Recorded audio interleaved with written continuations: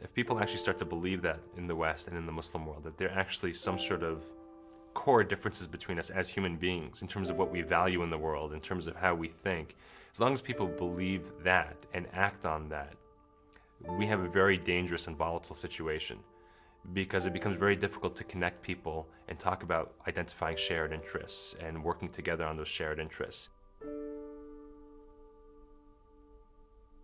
My name is Shamil Idriss. I'm the Deputy Director of the Secretariat Office for the Alliance of Civilizations. Being Muslim, being born in the United States, I feel that my identity, I don't feel that the world is divided into the Muslim world and the West, because if it were, I wouldn't know which one to choose. I feel I'm very much part of both. And I think actually many people feel that way. As we are more in contact with one another, as we are more and more interdependent, as we intermarry more and more, as we move across one another's borders, as the internet allows us to connect with each other more and more, the fact is that there are not civilizations that are mutually exclusive and facing off against one another.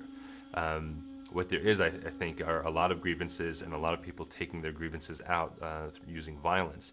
And for me, I think my personal background gives me a lot of connection to this issue, because I simply don't accept that things need to play out that way. In the Muslim world, even people who are not exceptionally religious feel that Islam as a faith is being purposefully attacked or denigrated in much of the West. And I think this is largely what explains a lot of the reaction to the cartoon controversy that was very hard for a lot of people in the West, I think, to understand. It touched, I think, on one of the core sensitivities that there is in the Muslim world.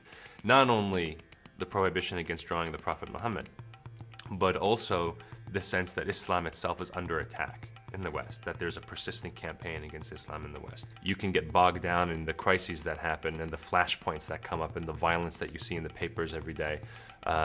You can let that really bring you down and get you very depressed about where things are going. On the other hand, if you're doing this work regularly and you're sticking with it, there are also going to be high points that come along and things that encourage you to keep going. So really, I think the mandate of the high-level group is to deliberate and generate an action plan off of those deliberations that puts concrete steps forward of how to combat extremism and improve relations between the Muslim world and the West.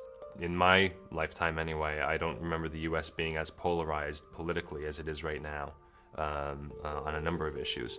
As a Muslim, I don't know of a time, I don't remember a time where in the Muslim world there was so much polarization as well. And then you have that which is going on, between the Muslim world and the West. So it is a hard time, and talk is a necessary start.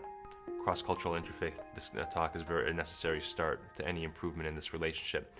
But at the end of the day, until you get to some sort of concrete action, cooperative steps that could be taken, identification of mutual interests or shared concerns between the Muslim world and the West that could be worked on cooperatively, until you get to that level, I think it's very difficult to really make a concrete breakthrough.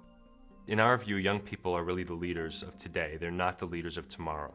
And what I mean by that is we don't want you to just look to the high level of the people we've pulled together at the Alliance and look to them for answers. We want you to drive some of what the high-level group is considering, and we want you to drive a lot of what you think needs to happen in the world to bridge these differences. Let us know what you think. Let us know what you're already doing. Let us know what you'd like to do, but you're looking for help in doing it if you're trying to bridge this gap between the Muslim world and the West. Take a look at our website, take a look at everything we're doing, let us know what you think of it, and give us fresh ideas. The best ideas in the world almost always come from young people, I have to say. If you look at any mass social movement, if you look at, in my view, any successful social movement in the world, certainly in the United States, from the civil rights movement to women's movement, if you look at any major movements overseas, the anti-apartheid movement in South Africa, none of them have succeeded without major involvement of youth leadership. Not youth following adults, but in many cases, youth leading adults. And so youth is a population to tap into, not just so that tomorrow can be better, but because youth tend to be the population within which today's change is made. As negative as things may seem, there are organizations at the governmental level, civil society level, religious institutions, networks of youth that are desperately looking for a way to make impact on this issue.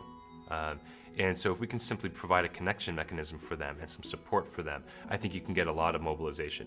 This cannot be done by a few people running an office at the United Nations headquarters. It has to be done more as a movement, as a catalytic movement.